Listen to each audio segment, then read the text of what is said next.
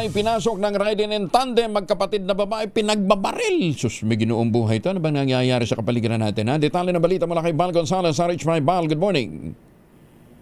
Kuya Angel, dead on the spot ang magkapatid na babae. Isa rito ay buntis matapos na pagbabarilin sa loob mismo ng kanilang bahay sa Barangay Gulod, sa Novaliches, Quezon City, dakong alas 9 kagabi.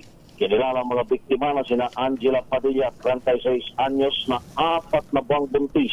At ang nakababata nitong kapatid na si Jennifer Garcia, 34 anyos, sugatan at nagtamo rin ng tama sa paa at balikat. Ang isa pang babae na kaibigan ni Jennifer, lumalabas sa inisyal na pagsisiyasat ng Criminal Investigation and Detection Unit ng QCPD na nagkukwentuhan ng 3 babae nang biglang pumasok at walang haba silang paputukan ng 2 lalaki na pawang nakasuot ng jacket at helmet. Wala pang nai-establish na motibo ang mga otoridad kung anong maring dahilan ng pamamaril. Na-recover ng pulisya sa loob ng bahay ang 6 na basyo ng bala mula sa 9mm at caliber 45.